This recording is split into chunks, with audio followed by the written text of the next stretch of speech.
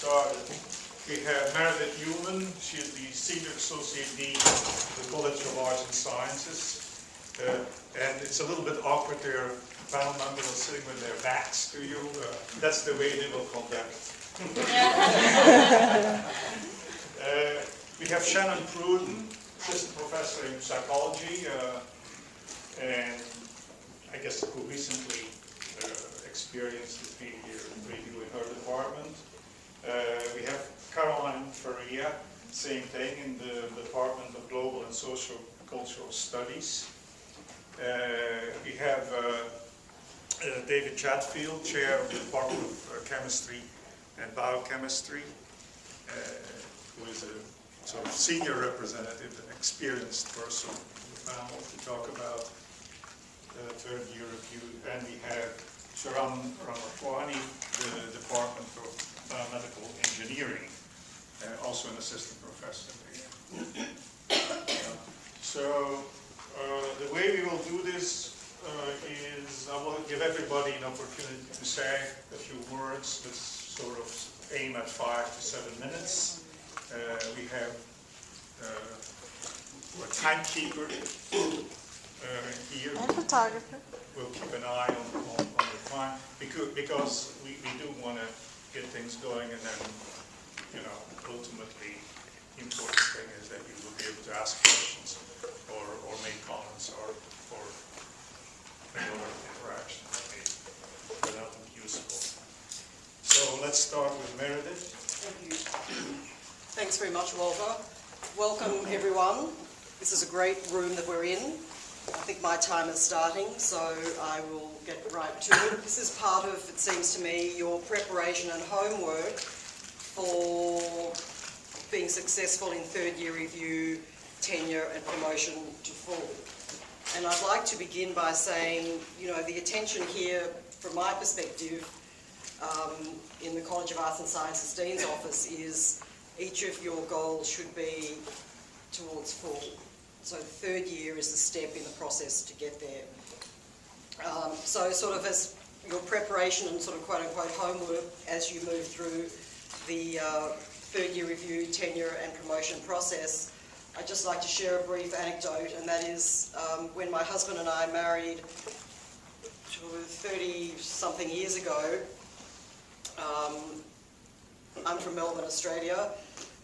He was working retired Central Intelligence Agency, and when he asked me to marry him in 1977, I said with the condition that we live in Melbourne. And he kept his word when he retired from the agency in 1987, and we lived in Melbourne. But it was Florida, Melbourne, Florida. So I only say that to sort of, you know, get our sort of intellectual juices flowing with respect to the importance of, as you are doing here today, learning as much as you can, both from the panellists and from your peers, your colleagues, each of us, on how to continue to be successful at FIU and in the academy. And I'd just like to again repeat what I started by saying. The goal here is for promotion to full, and this is the step to get there. I have 3 points. One, the administrative view, again from the perspective of being in the Dean's office now for 1 year, came to the Dean's office from the Department of Public Administration, chairing for 6 years. My second point will be just to very quickly go over with you the formal guidelines, which are available to you. You may know them already on the Academic Affairs website. And then finish up very briefly with my personal experience. So firstly, the administrative view, my position, and certainly it's my best understanding this is university-wide, that the third year review today is developmental, not punitive. When I joined FIU 7 years ago, it would be more difficult for me to say that, at least in the college that I was then part of. So again, you should be experiencing this process as a developmental process, not punitive. And I would like to just refer to the language in the TNP manual that sort of sets out the culture, if you like, of the evaluation evaluation and assessment process. And even though I'm referring to TNP, the same culture applies, if you like, for third year review getting to TNP. I'm quoting here, "The TNP is a shared collegial process of accomplishment, evaluation and recognition. In a very real sense, the evaluation process involved, including third year review, is one of the most significant events in a faculty member's career, and as such ought to be treated with dignity, addressed with the serious attention it deserves, and recognised for the accomplishment and respect a successful outcome marks. The process should be conducted in a positive and cooperative atmosphere with adequate provision of both time and other essential resources. It should be conducted with a commitment to full disclosure, transparency and collegiality. It should be rigorous and professional." And so too with less it doesn't elevate to that level, but so too is the third year review. And again, on page 3, I refer you to page 3, I won't take time now, of the tenure and promotion manual which lays out sort of our responsibilities as individual faculty members at FIU. And it's worth taking another look at that. So again, the administrative review, developmental, not punitive, and to me, you have been hired, as I have been at FIU, with the expectation that each one of us will be successful. You know, we weren't hired to be separated, if you like, after at the end of the 4th year.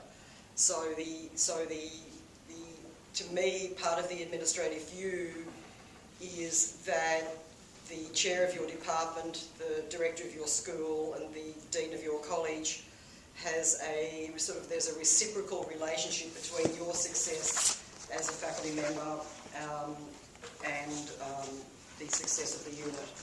So let me just move quickly to the formal guidelines. In the spring semester, the department conducts a third year review of those seeking tenure at Darden. These reports are due around the end of March. An overall assessment of progress towards tenure based upon the norms of the discipline. This review shall be qualitatively different from and more comprehensive than your annual review. And in each one of your annual reviews, I would expect that your chair or director has indicated in a separate section of the report your progress towards tenure. So that builds part of your file for tenure and promotion. The assessment shall evaluate whether the record in the 3 performance areas, research, teaching and service, indicates progress towards expected levels of productivity at the time of tenure, and that your file contains your CV, a list of courses taught, a 1 to 3 page description of your goals and a work plan for the remaining 2 years of tenure earning status, copies of your annual evals and your 3rd year appraisals from each of the reviewers. This is available. I didn't make a handout on this because it's available already on the Academic Affairs website under Faculty Evaluation 3rd Year Review. The review process, a copy of each of the evaluation is sent to the candidate and to the previous reviewers, and then your file gets reviewed up the line, beginning with your departmental review committee, then the chair, and then the dean of the college, and then the provost. So again, the timetable is spring term, the 3rd year. During the spring term of the 3rd tenure in a year, you then move this forward. And again, I refer you to the formal guidelines that are identified on the web for you. So that's formal guidelines, fairly straightforward. What sort of imbues all of this, I would suggest to you, is having clear and open and regular communication with your faculty peers, colleagues, with your department chair, with your director, such that there will be no surprises. In the 0 minute I have left, personal experience, in my first academic position at Washington State University Vancouver, I spent 9 years there. The first 5 years, during my tenure-earning years, I had 4 different chairs. So my target for tenure kept moving, and I decided just to keep my head low, continue to do my research, and attempt to be as productive as possible, and sort of let the chips fall where they may, within the broad parameters of what was expected of a tenure-earning faculty member at a research university. I suggested to my colleagues in the Department of Public Administration, our junior colleagues, tenure-earning colleagues, if they do come into the office, to keep their door closed. That's a departure from a different culture that is to be as visible as possible. So you decide what is right in your own department for yourself and for your own departmental culture.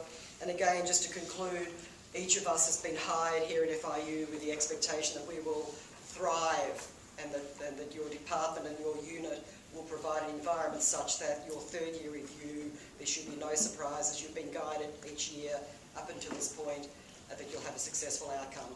Thank you.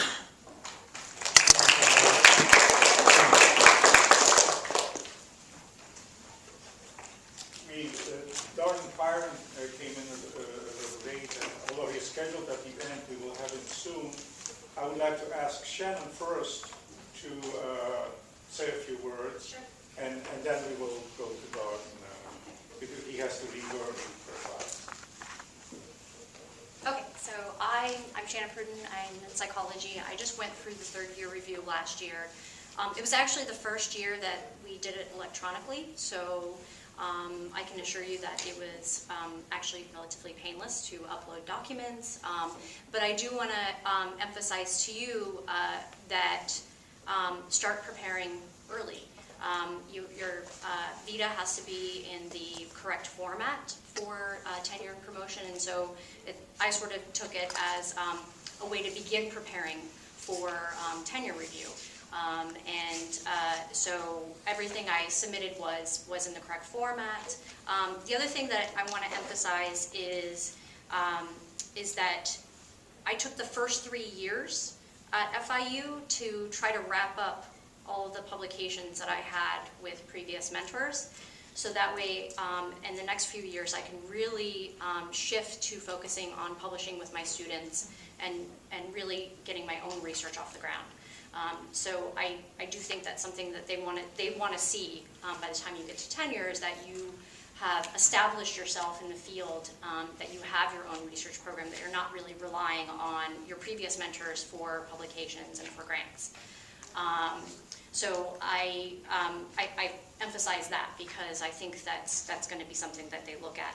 Make it easy for them, like I said, make sure that it follows the guidelines, and that's pretty clear. They have the guidelines for the format online. They want it to be short, so don't do what I did. So I believe there's like a 25-page limit, if my mind serves me correct, for the actual vita itself. So, keep in mind that they're all really, everybody who's evaluating you is just as busy, if not busier than you are. So try to keep that in mind. I did try to follow the guidelines for the research plan. I went over by a page, but again, I took the opportunity to really organize myself during the third-year review. When I wrote my research plan, I had the idea in mind that everything I'm talking about here is really not going to shift that much by the time I get to tenure.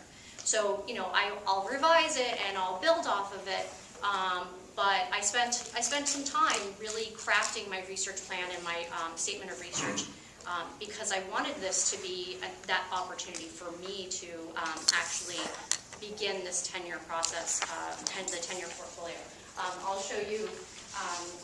So again, everything's electronic now, but so this is me preparing and being overly organized for third-year review, and part of this is just being panicked because you're so this is what they don't want. So they want obviously your tenure and promotion vita, your statement of research. I have copies of all the publications that I've done since I've been at FIU, funded and unfunded grants. That's what the bulk of this makes up. So, and then my statement of teaching, and I put it in a format, again, where I would make it easy for them to sort of identify what I've done in the last 3 years with respect to research and to teaching. I have my annual evaluations, which are a requirement for the third-year review, and then I even have in here the actual appraisals from third-year review. This is so that colleagues of mine who might come to me to see what does appraisal look like, what kind of feedback did you get, it's so I can hand them this and be like, here, I think you should take a look at what I submitted. Here's the appraisals I got, and I very much have taken the appraisal seriously. So the things that they've asked me to do in the next 3 years, I've already started doing.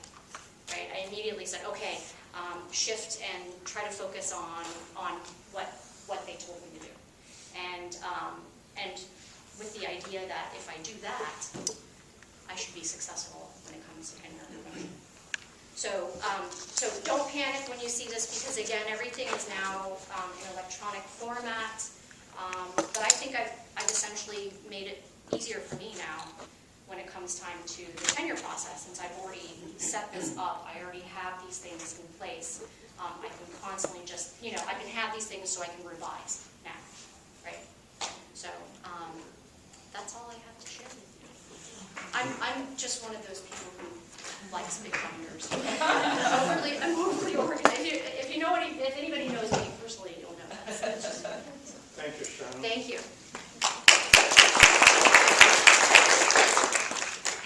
So let's hear now from Professor Pyron, who is a professor in the Department of History, and I believe you're chairing the Personnel Committee in your department.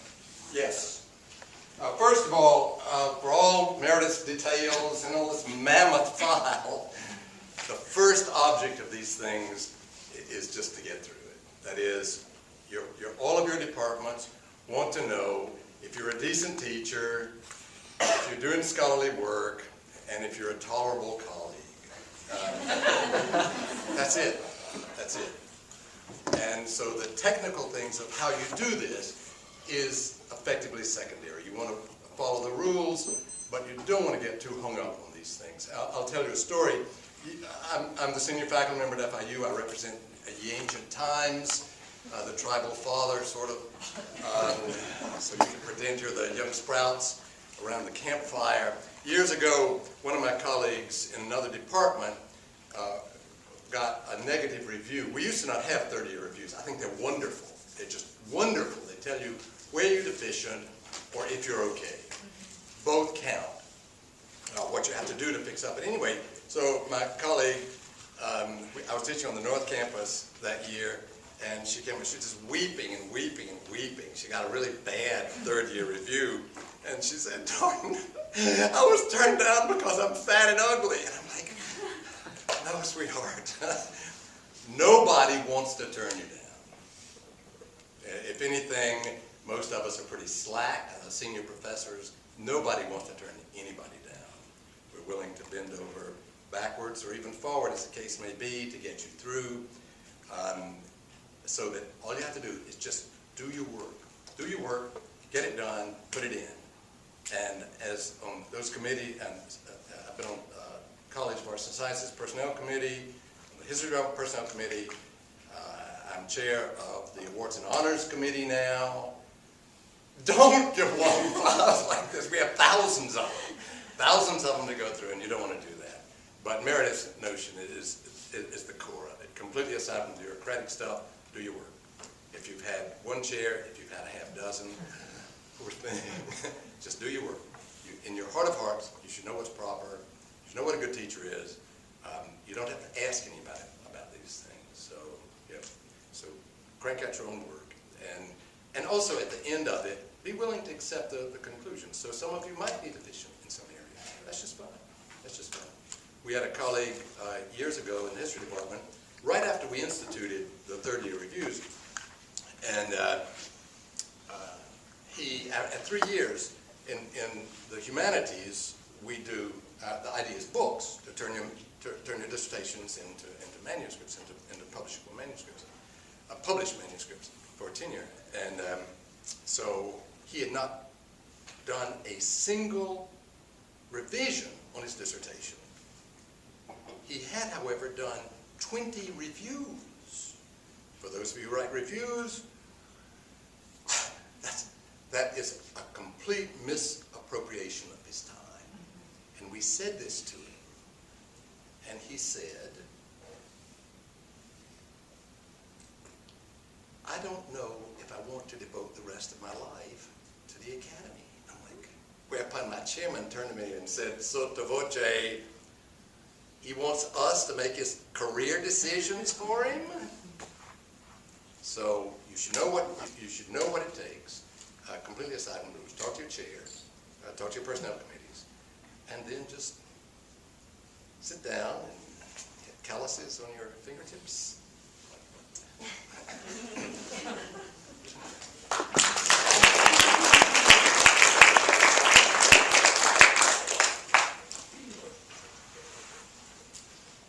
Let's hear from one of our assistant professors now, Faria. Hi everyone. I thought I would just get a sense before I begin about where you all are in your process. How many of you are in the third year now? Okay, and how many of you are in the first year? Okay, good. So my name is Faria. I'm a faculty. I'm a geographer in the Department of Global and Sociocultural Studies. But I'm also on the steering committee of Africa and African Diaspora Studies. I'm very excited about both the department and the program that I work with.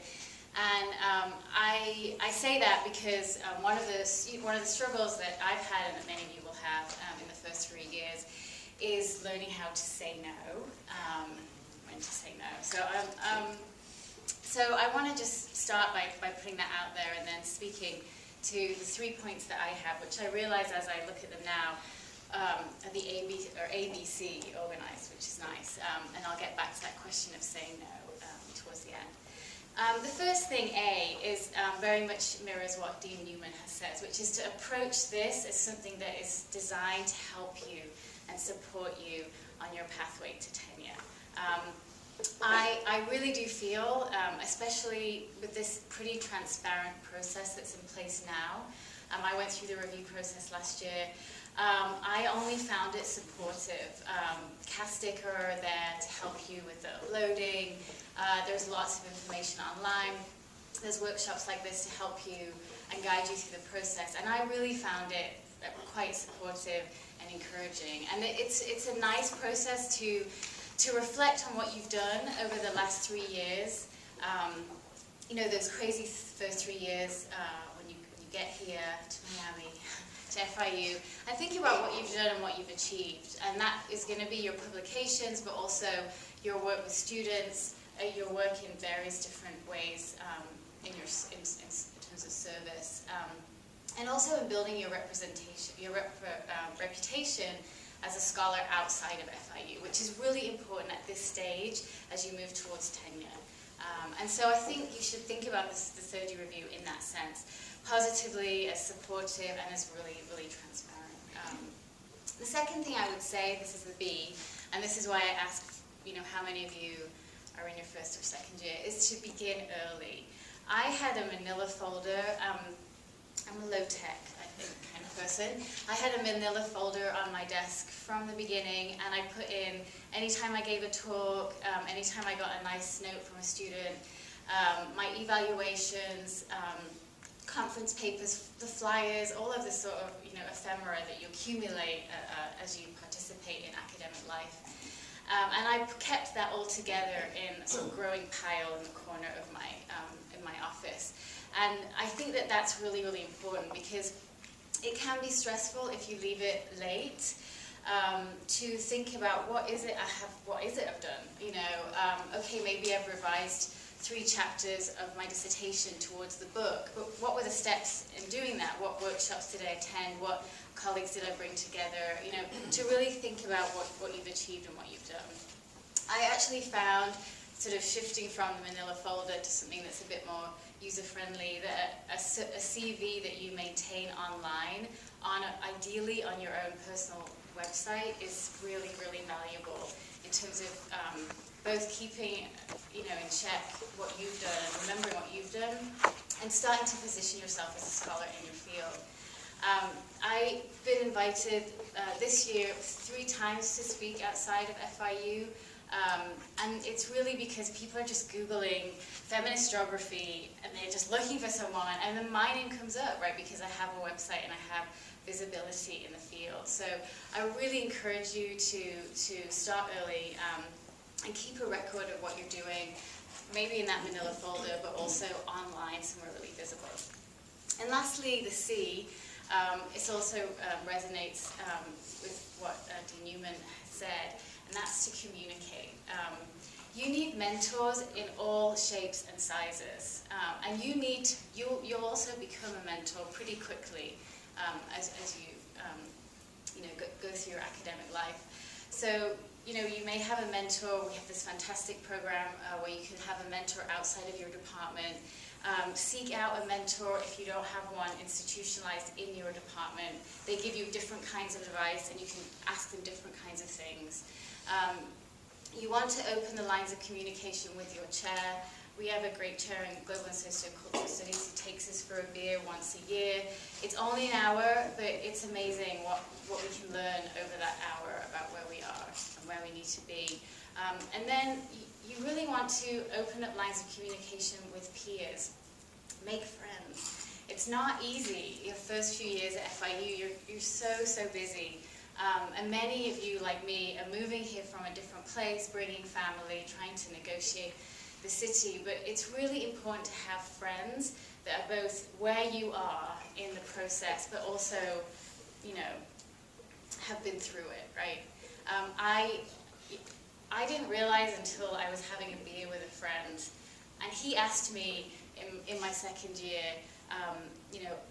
have you thought yet about taking on any grad students? By then, I was working with 3 grad students as chair and 10 others as a really active committee member. And I was really involved with grad students, and all that goes along with that. And it was taking up a huge amount of my time, and I had no idea that that was not normal. I just assumed that was normal, because I just, I didn't know how to say no. And it was really through those conversations, informal conversations, that I realized, oh, okay, I need to start setting boundaries in that respect and shifting the focus of my work a little bit. And I got that feedback in my third year review. That was the main area that I was told to work on, my time management with grad students. And it was incredibly helpful, but it was because I had been able to communicate and learn about that earlier, really, that I, was able to manage that a bit better. So, approach it as something that's for you, that's designed for you. Begin early and communicate as well as you can and as regularly as you can with your friends and with your mentors and with your chairs.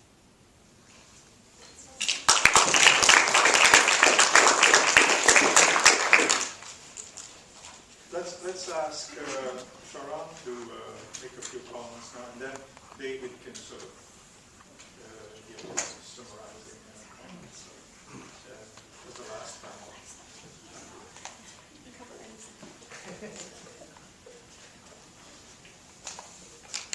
So, my name is Sharan Ramaswamy. I recently also went through the third year review process, and I guess I was asked kindly by the folks here to give my evaluation or analysis of the whole experience.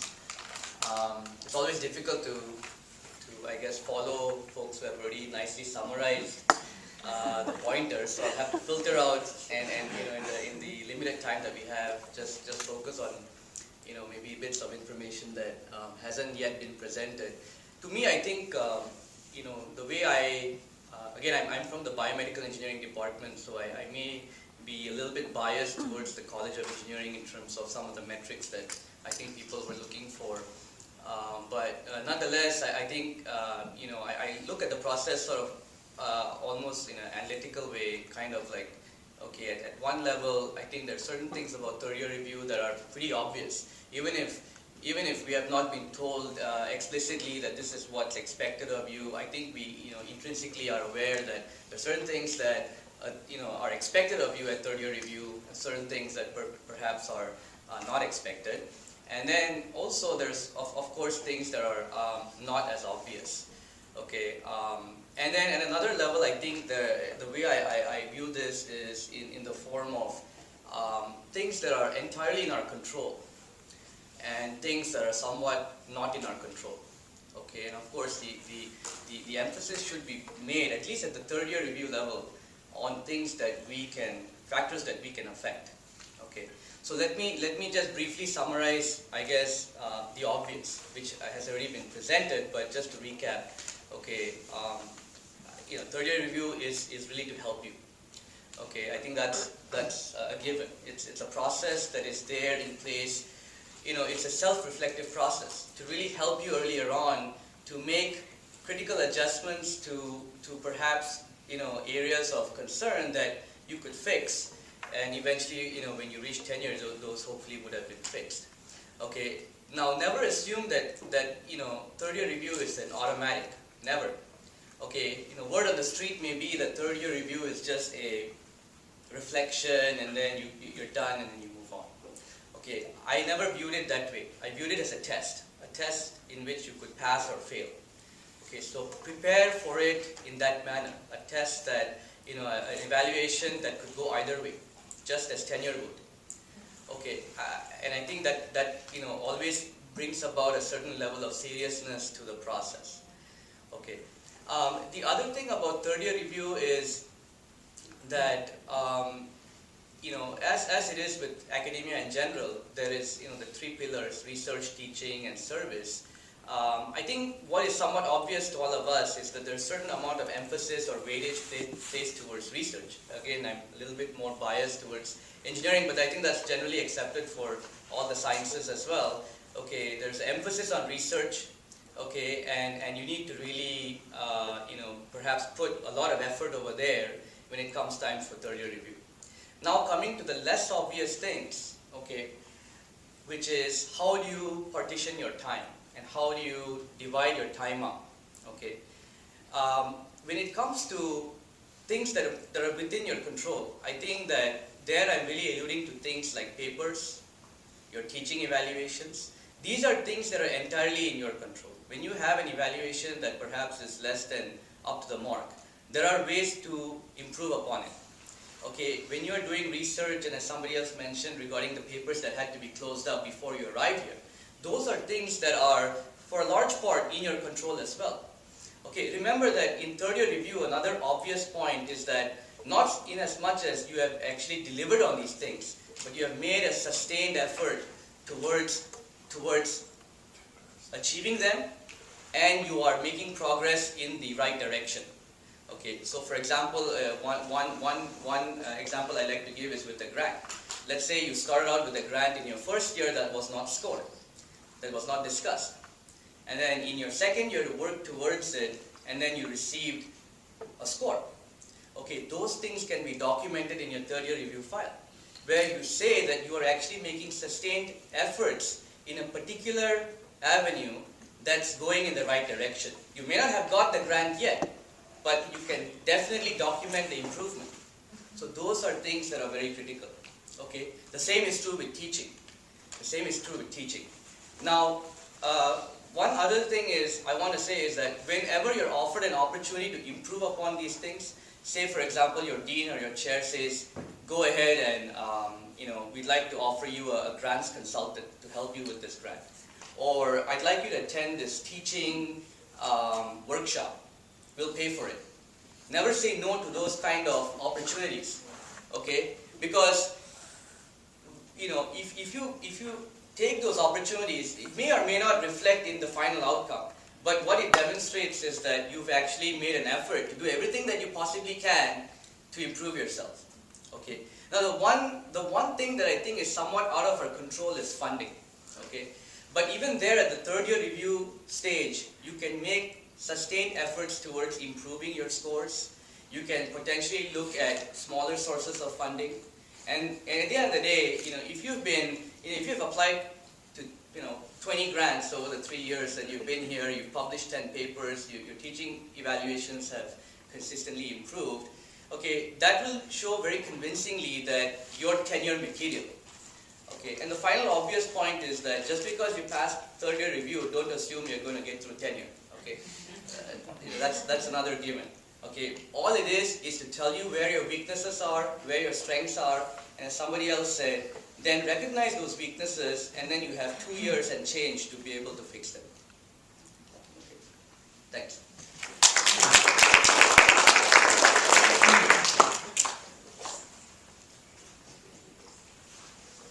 And now we go to David. So, good afternoon. I have the easy job since everything's been said. I really can just sit down. I've been pleased to hear, I think most everybody say this is basically a positive process, or at least a useful process. So I just want to say a few things about materials at your hand, say something about the process that I've seen. I'm in my 6th year as chair in a department that's a large-ish department, 36 is chemistry and biochemistry.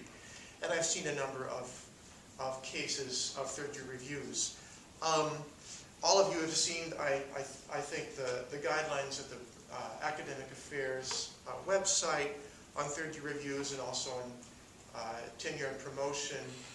My department also has its own bylaws in which third-year review is covered, so I would suggest you ask if you don't know if your department also has bylaws, look at those. In fact, the collective bargaining agreement that UFF has with FIU has a section devoted to third-year review. It's worth simply knowing the lay of the land. I think Darden Pyron was right. This is extraordinarily simple. Just do what you need to do. But I would say it a different way too. I would say, because I've listened to everybody describe their process and how to fulfill all the requirements and build a portfolio. And my recommendation would be to take off your own hat, imaginary, and put on the hat of the people who will be reviewing your file and think, what is it that they need to see? And also think of what your goal is. In your shoes, my goal would be to get useful feedback. I think of this not as jumping through a hoop or getting just beyond, although it certainly is that, but it is an opportunity for some feedback and guidance. As Meredith said, toward full, I would say entire career trajectory. It's really, I mean, who wants to sit down and take stock? We'd all much rather simply go and do the next thing. So being forced to take stock really is an opportunity. So I would say collect your thoughts and think about your career, and now you can invite the input. So point 1 would be preparation, and until Shannon stood up, I thought that would be a good point. Now I'm kind of concerned about it. But I never went through third review because we didn't have it when I joined FIU, which was 1995, and I wish we had it. The first couple of third-year reviews, people were concerned it might be pre-tenure tenure. It's not pre-tenure tenure, and so I'm glad to hear that that's the impression that those who just went through it have gotten. It really is not.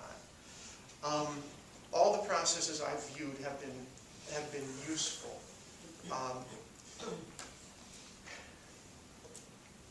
But preparation is important. But I would put on the hat of the people who are reading the file. They're busy people. You know what it is that they need to see about your career.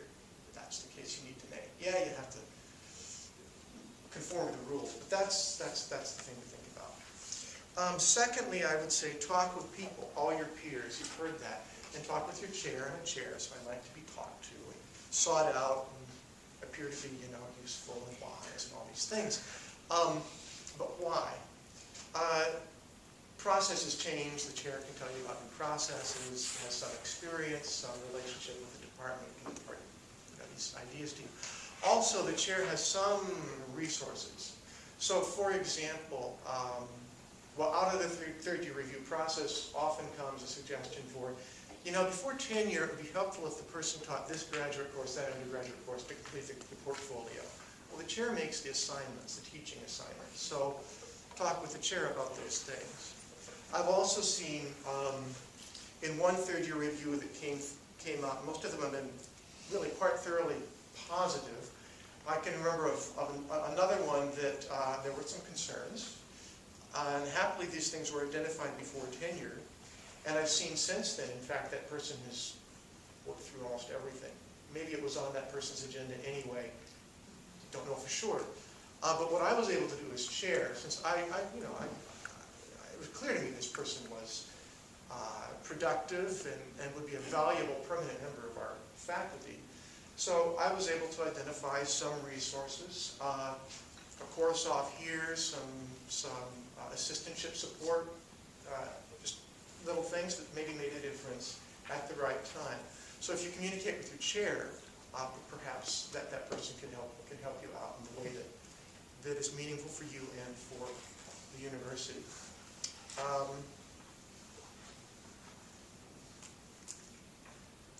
That, I think, is basically it. I think everything else has been said. Think in terms of the people who read the file. Think of it as an opportunity to take stock of your career and think into the future. Beyond full professor, good heavens, all the way. It's an opportunity to take stock and get feedback. That's it.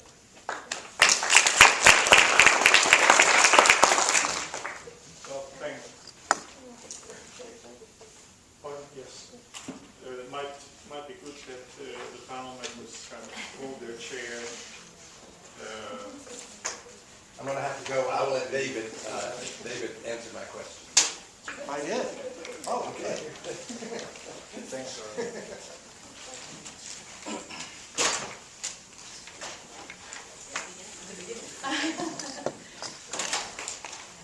And so now, the floor is open to questions and comments. To any of the panel members, or if you want to share an experience that is of interest. Yes, go ahead. Hi, it's Caroline, right? Yes. When you said then you figured out ways to manage your time better with your graduate students. Yes. How did you do that? Okay. So I did a few things. One of the things I was doing with a lot of graduate students whose committees I was on was I was reading their research proposals, I was reading their conference papers, I was sitting with them, preparing their PowerPoints for their first conferences, stuff like that. And then, so what I did was I scripted an email if they're remote, or had a conversation with them and said, I'm also learning about the mentoring process, and I think that these things, A to D, need to be things that you work with your chair first. And these are the things that I think that I can do with you. And for example, rather than reading really early drafts of your dissertation, let's have your chair do that work. Their chairs probably had no idea that it was not inappropriate, really. Let your chair do the first read, and I'm excited to read your work when it's ready for me. And so that was a conversation I had with the students whose committees I was on. There were some students who really were really closely related to my work, and really I should be their chair, but I wasn't their chair. And so what I learned was, unless you're the chair, you're not really, the work isn't really recognized. And for example, you don't get some of the institutional benefits at the end when they graduate. I came in and I entered a lot of students who were just about to graduate within like 3 years. And so now they're graduating, and I can't put that on my CV or anything like that. So I had conversations with chairs about that process and switched to the chair for a couple of those students. And then it became much easier for me to say, thank you for thinking about me as a possible mentor. I'm actually mentoring as many students as I can right now, but let me suggest these other people that you can go to. I think if you're a junior faculty, sometimes grad students just want you on a committee because they think you'll be the nice one. Honestly, and like I remember 3 students coming to my office after a great class that we'd had and saying, we all want to ask if you'll be on our committee. And I said, yeah, sure, great. And so that's 3 students. That is a huge amount of work, getting them through their exams, getting them through, now I'm writing them letters for jobs. You just don't realize as a junior faculty the huge investment of work it is to be not just a chair, but also so I learned to say no. You know, your work's interesting, but you're really doing queer theory. I'm a feminist theorist. You should be working with these people, and has really changed my day-to-day working experience. It really has. So. Would any other assistant professors want to address that? I think it's the same thing. You have to pick and choose your battles. I mean, I think intrinsically there are certain things that we have to do, like review papers, write letters of recommendation. You have to do it. And then there are certain things that I think you can sort of say, well, you know, this is, so ultimately, if you look at the file as a whole, and this is true for tenure as well, there are certain things that have to be there, right, in terms of funding, in terms of publications, teaching evaluations, and service. And some of that service is expected of you anyways, in terms of reviewing papers, being on review panels. So I guess the short story of it is that anything that you choose to do outside of that, you want to pick and choose very carefully. Because at the end of the day, I have one good example of a colleague who spent a lot of time trying to get a patent application out. And you know, getting a patent is definitely a very laborious and very worthwhile process, but it really didn't fit into, you know, any of these 3 components. And while it is research effort and it is significant, you know, you got to ask yourself what type of third-year review credit or tenure credit am I going to get for this effort? Okay, so you have to really pick and choose your battles. And once you start a process, I think it becomes very difficult to get out of it. Okay, that's one issue. And the second thing is that it takes away a lot of valuable time from, you know, things that, you know, would be better served at least for third-year review and for tenure, such as publications, grants, teaching, things like that. I do want to mention that it is extremely important that you set aside time to write.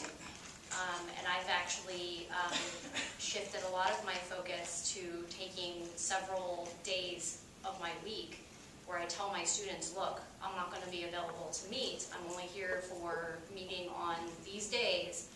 These other days I've blocked off for working on manuscripts or grants. And so my graduate students are well aware of that. They know that not to expect a response from me on certain days because they know that I'm trying to get stuff done. With that, I also want to mention that I also have several graduate students, but I've been able to use them, right? I mean, you're training them how to do what you do. And so I've worked with them to actually write papers. And obviously it's a great opportunity for them to get the experience, but it also means a publication for me, right? So try to maximize that time with your students where you're not just doing things like reviewing dissertation documents that are not going to get you anything. I mean, dissertation's important, but we want to get something out of it beyond just commenting on things like theses and dissertations. We want to see them publishing. So I've worked hard in the last few years to try to get my students to actually submit, even if it's just a review paper, right? Maybe they don't have data to submit yet, but submit an opinion paper or a review paper, something that gets their name out there and starts to establish their reputation, but also gets me another publication.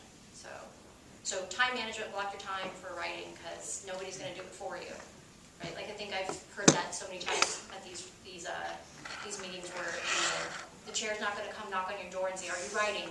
Are you writing?" right?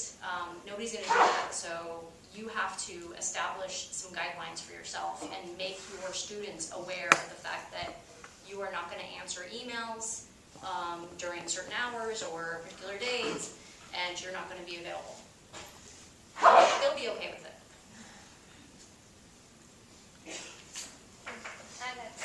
This is for Meredith Newman. So I am, so in my department, we had some issues recently where somebody goes up for tenure and the department thinks that they met whatever is required for tenure, but then the committee next up past the department doesn't think so. So there's this disagreement. Is there any room in the third year review to get a sense that there will be a problem that comes up beyond? I mean, I realize the dean looks at it and the provost, but presumably there's no committee, like the college committee, that also gives feedback.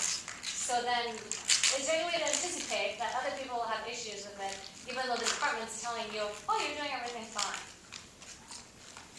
For the most part, if your department review committee and your department chair has evaluated your third year performance favourably, both annually and then in the third year review process, it would be unusual, I would suggest, that the levels beyond the department, that is the dean and the provost, would take issue with that. I mean, that's not to say that the check-off at the departmental level will then sail through, but you should have a degree of confidence that your peers in the department, your department review committee, your department chair, they are the closest to this. They're the most connected to your record and see your performance most directly. That if they evaluate and assess your performance positively, you should have confidence in that. It is the case, since I've been in the Dean's office now just 1 year, that I'm aware with T&P there have been some different decisions made. Third year review, I would think there would be less of an opportunity for that. If I could just add one other thing to piggyback on Carolyn's point about making friends. This also includes,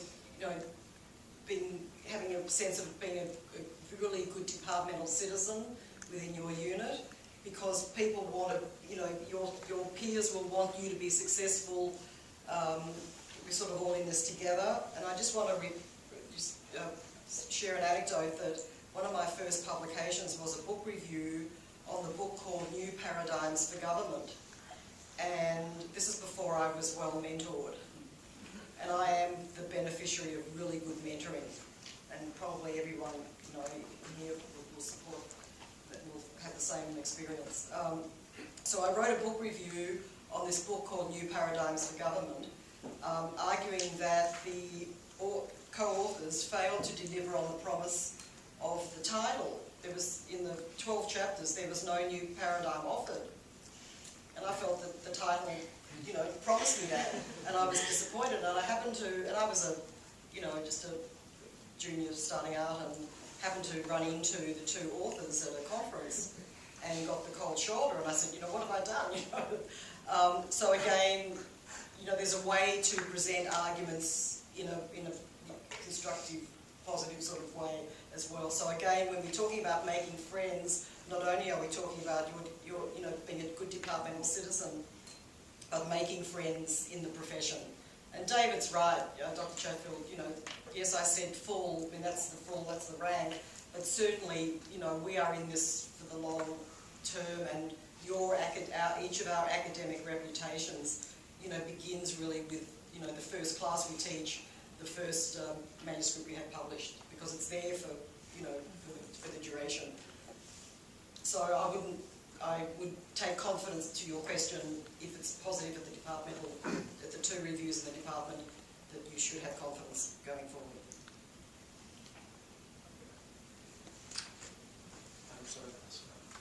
My name is Nicola Gavioli. I'm from Modern Languages. I was thinking about, thank you very much for the very clear indications about the process. I was thinking about our research and publications prior to joining FIU. How is it considered process? I can speak to that briefly. Yes.